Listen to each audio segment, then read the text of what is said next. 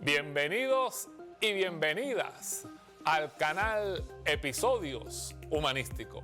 Les habla el profesor Nelson Hernández Román y estoy muy agradecido por el respaldo de ustedes a este programa. Espero que el programa de hoy sea de mucha satisfacción, de mucho provecho y de mucho crecimiento en lo personal y en lo formativo en ustedes. Bienvenidos y bienvenidas a su canal Episodios Humanísticos del profesor Nelson Hernández Román. Como siempre, les expreso mi agradecimiento por el respaldo que le brindan a mis presentaciones. Hoy tendremos por tema el asunto controvertido de la creación del Estado de Israel en el año de 1948. Uno de los episodios más significativos de mayor trascendencia del pasado siglo XX. Siempre es bueno plantearse en el inicio de un tema de esta naturaleza el hecho de que durante buena parte de los últimos 1800 años, la mayoría del pueblo judío vivió fuera del territorio de Tierra Santa. Habían vivido allí durante siglos hasta que en el siglo segundo de nuestra era, de la era común después de Cristo, propiamente desde el año del 135, fueron expulsados en su gran mayoría de la zona y la zona fue rebautizada con el nombre de Palestina por un emperador romano, que no solamente hizo ese cambio, sino que también le había cambiado el nombre a la ciudad de Jerusalén. Desde entonces, como dije, esa gran mayoría de judíos vivió en países europeos y en países árabes, en países musulmanes.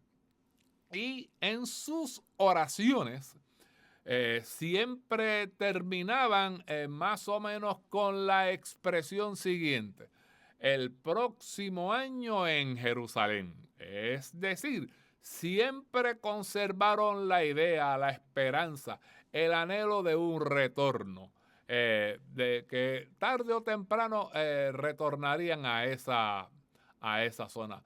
Pero la historia no fue necesariamente así.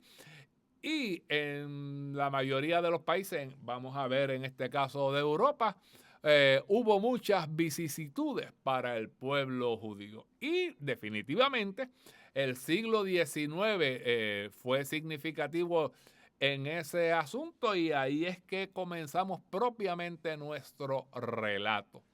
Fue un siglo de nacionalismo y en parte ese nacionalismo se expresó en contra de determinados grupos, de determinadas naciones, de determinados conglomerados minoritarios. Y en la Rusia del siglo XIX, allá hacia el año de 1881, 1882, 1883, se dieron una serie de episodios en detrimento, en contra de la comunidad judía, en violencia, en despojos, en pogromos, en diferentes manifestaciones de odio, y eso provocó dos decisiones fundamentales. Provocó en primer lugar un éxodo y en segundo lugar una reflexión de algunas personas, del cual destacaré a uno en particular. Y me refiero al médico León Pinsker, quien quedó impactado por estos episodios de violencia antijudía y escribió un texto titulado Autoemancipación, donde planteaba que el odio al judío, el antisemitismo o la judeofobia era algo así como una enfermedad.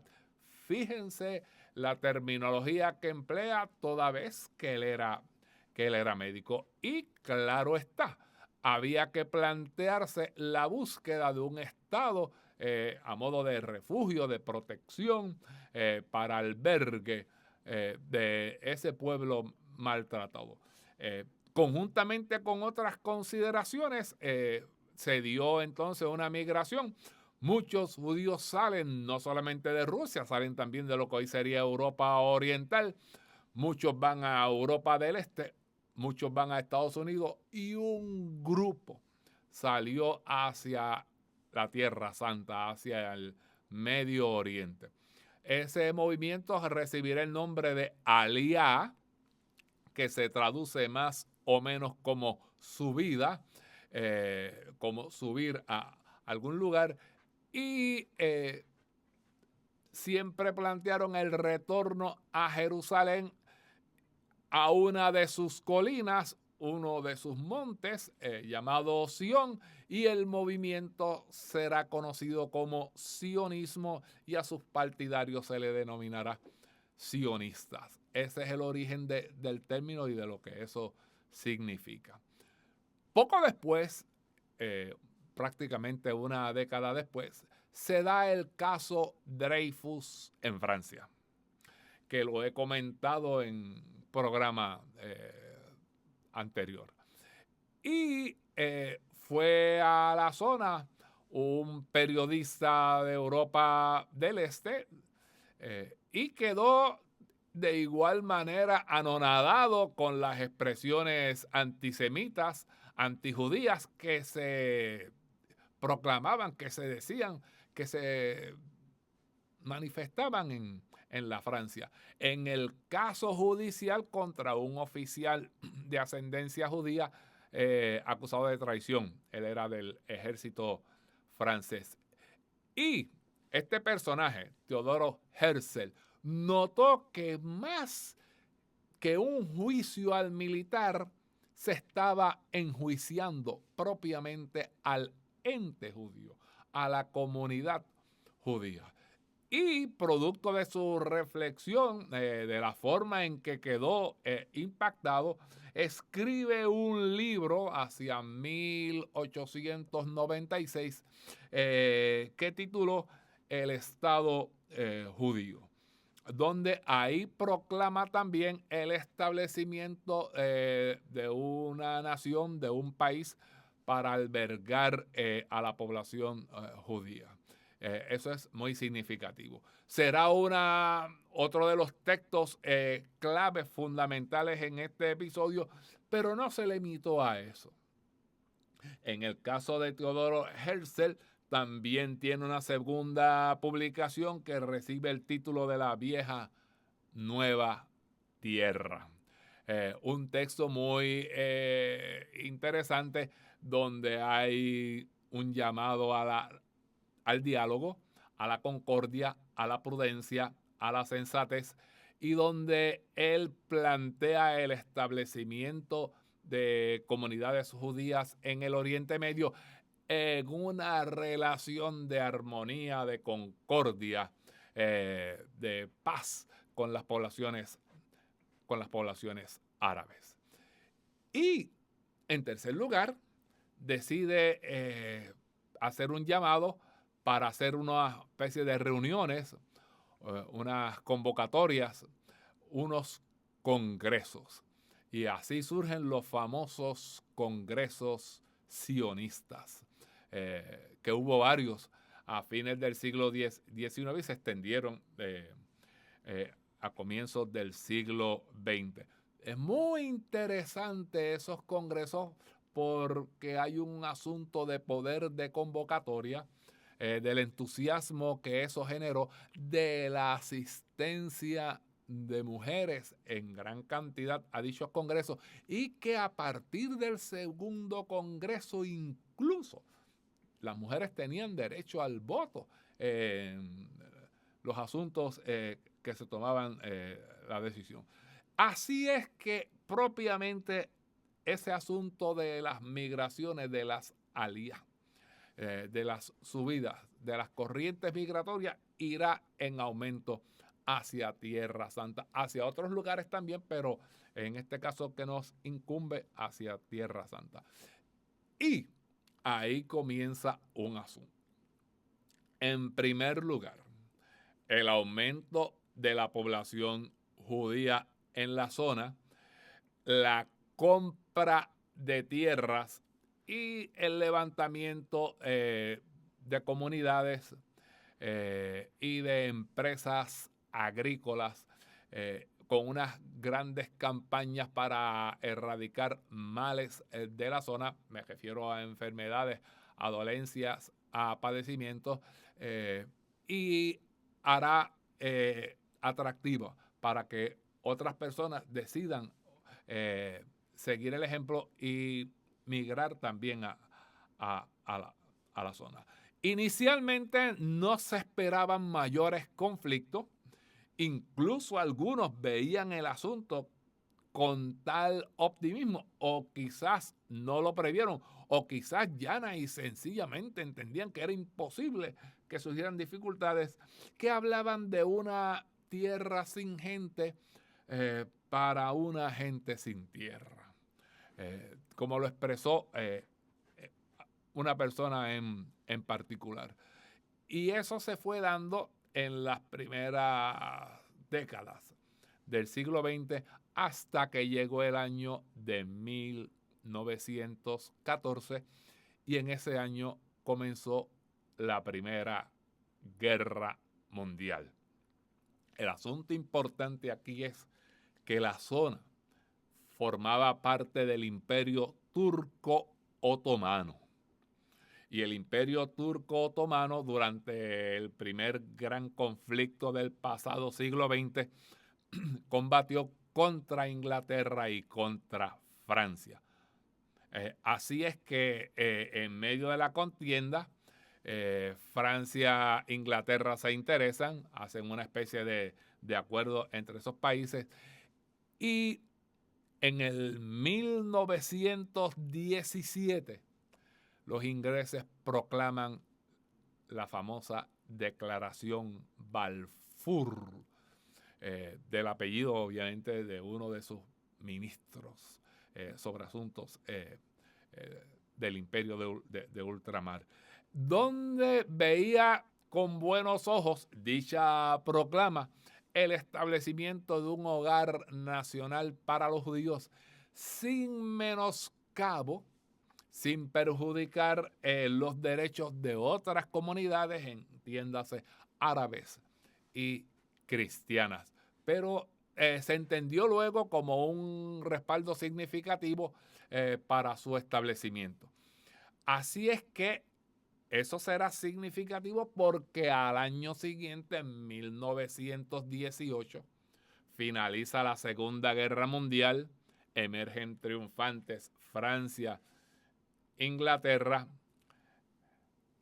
dominan la zona, se la dividen y propiamente la zona que estará en disputa fundamentalmente a lo largo del siglo XX le pertenecerá a Inglaterra, que le da el nombre de Palestina, lo retoma de la antigüedad y posteriormente se ratifica en una conferencia en San Remo y así se creó el famoso mandato británico sobre Palestina, que comprendía una zona mucho más amplia de lo que uno se imagina que era la localidad. Ya para entonces habían decenas de miles de judíos, pero proporcionalmente todavía había una mayoría significativa de población árabe.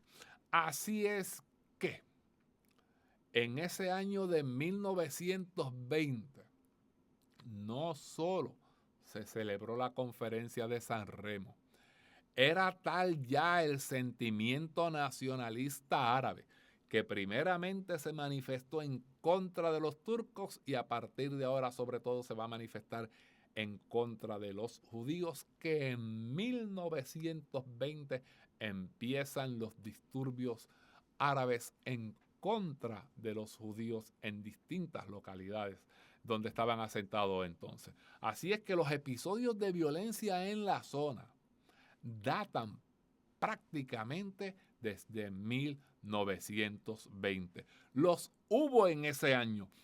Hubo otros episodios violentos en 1921 y uno aún más violento, aún de mucha más contundencia y fuerza en 1929. Aquí en particular se dio un episodio de extremo, de extrema contundencia en detrimento de la comunidad judía de la localidad de Hebrón. Así es que ahora el problema, observen que desde 1920 en adelante lo tendrán los británicos en calidad de las personas que dominan en la zona. ¿Cómo respondía Inglaterra a la situación? Respondía de la siguiente manera. Nombraba una comisión que recibe diferentes nombres según sea el caso, y producto de esa comisión se publicaba un libro blanco. Más o menos hubo 3 grandes comisiones con sus correspondientes libros blancos. Y eso será importante.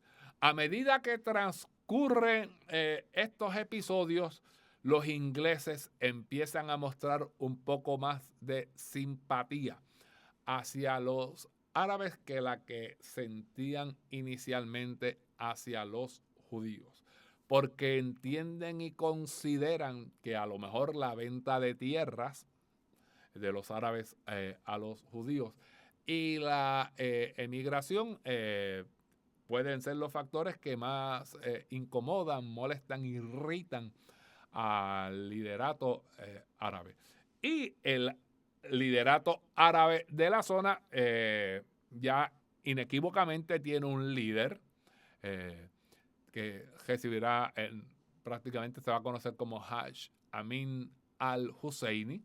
Los británicos le habían facilitado el título de Muftí de Jerusalén, un título religioso, algo civil y judicial, y será el encargado de expresar, de canalizar ese nacionalismo árabe en la zona que ahora se está dando en contra de los judíos. A medida que transcurren los acontecimientos, Inglaterra trata de mantener cierta calma. Pero en 1933 los nazis llegan al poder en Alemania y eso obviamente incide en otra de estas corrientes migratorias, en otra alía por un lado, y definitivamente a medida que transcurren los años también ahora se observará que los británicos procurarán por todos los medios de ganarse la simpatía árabe por el temor que le está generando el rearmamentismo alemán, la forma en que los nazis se están fortaleciendo militarmente. Así es que viendo todo este asunto, la cosa se complica porque en 1936 ocurre la gran revuelta árabe. Durará unos 3 años. Irá acompañada también por una huelga general. Hay un malestar general. Hay un levantamiento. Inicialmente se hace contra los británicos, pero en esa gran revuelta árabe también se canaliza la violencia en detrimento de los judíos. Hay un asunto triangular. Definitivamente los británicos responden con otra comisión y con otro libro blanco. Y esto será muy importante ahora, porque con esta comisión, recibe el nombre de Comisión Peel, reconocen que es difícil la convivencia entre ambas partes, que sería bueno de ponerle fin o limitar al extremo la corriente migratoria de judíos, ponerle unas limitaciones que para los judíos eran a todas luces inaceptables, y ponerle fin también a la compra de tierra o controlarla de alguna manera, es decir, limitarla. En ese sentido, claro está, están contemplando de que se acerca a la situación bélica en Europa, que todo está encaminado, que todo está como que orientado a que pueda sobrevenir una guerra. Y en esta revuelta ganan los británicos, doblegan, vencen a los árabes, se debilitan y eso tendrá una repercusión posterior en los asuntos que ocurrirán una década más tarde. Y su líder, Amin al-Husseini, se va de la zona y se va a Alemania y hace alianza, hace acuerdos, logra entendidos con el régimen nazi, colabora con grandes jerarcas, emite declaraciones radiales desde radioemisoras oficiales del régimen hitleriano y pasa luego a Yugoslavia y allá recluta musulmanes de la zona que lucharán en contra de los partisanos, en contra de los yugoslavos cuando venga la invasión de los nazis. Y eso afectará oportunamente todo el asunto que sobrevenga posteriormente. Los judíos tienen un problema. No les simpatizaba en lo absoluto ni las comisiones ni los libros blancos y cada vez más se distanciaban de los ingleses. Pero tienen su archienemigo, que son los nazis. Entonces, ¿qué hacer? Optan por la política de apoyar a los ingleses, pero sin olvidarse de combatir el libro blanco en ese sentido. Y hacen una proclama muy, muy curiosa en ese aspecto. Más o menos de combatir contra Hitler como si no hubiera libro blanco y combatir el libro blanco como si no hubiera guerra o algo similar, parafraseándolo. Pero muchos judíos se enlistan en las fuerzas británicas y yo creo que eso le va a servir de ayuda posteriormente en términos de experiencia militar. La guerra termina en 1945. Salen a la luz ahora todos los excesos, toda la violencia, toda la política cruel de los nazis a lo largo y a lo ancho de los territorios donde estuvo la bota hitleriana. Y entre ellos, claro está, los asuntos de los campos de concentración y todo lo concerniente al llamado holocausto o la Shoah. Y se genera cierta simpatía en el momento hacia el pueblo judío, cosa que no había ocurrido durante siglos en ese aspecto.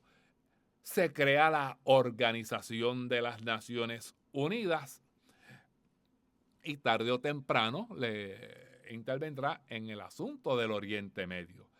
Para entonces, los judíos ahora, entre 1945 y 1948, prácticamente luchan contra los británicos en esa zona.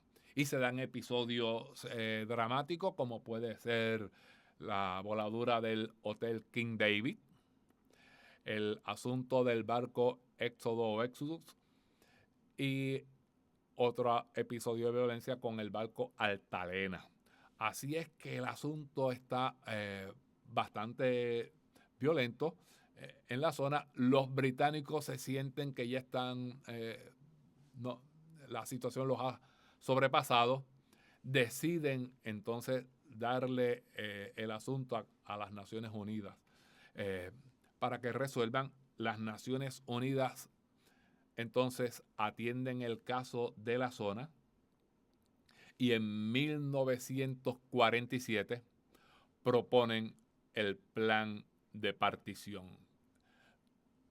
Lo discuten, lo analizan y surge la histórica votación de noviembre de 1947, donde se da el asunto de la partición, que quiere decir que se divide el territorio para la creación de dos estados, un estado judío por un lado y un estado árabe, luego llamado palestino, por el otro.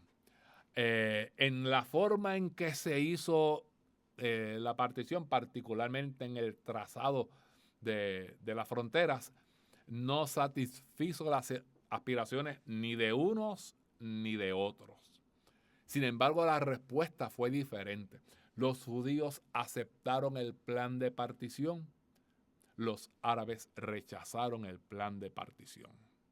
En medio de todo este asunto ya empezaban a darse situaciones de combates. Se vislumbraba unos años futuros muy, muy difíciles. E Inglaterra, Gran Bretaña, hace el anuncio de que en el 1948, al año siguiente, abandona la zona. Y que las Naciones Unidas se encargarán de todo lo concerniente posteriormente. El asunto es que una vez que los británicos decidan irse, abandonen el lugar, había una promesa árabe, había unas proclamas árabes en el sentido de que tan pronto las tropas británicas abandonen la región, atacarán el Estado de Israel una vez este sea proclamado. Y eso creaba una situación muy, muy difícil. Así es que por todos los medios se pueden imaginar toda una actividad diplomática para ver cómo se buscaba un asunto no violento por la experiencia que se había recién acabado en el 45 de la Segunda Guerra Mundial. Finalmente los británicos adelantan su salida pocos meses antes y una vez que deciden irse tal día, un día antes los judíos proclaman la independencia.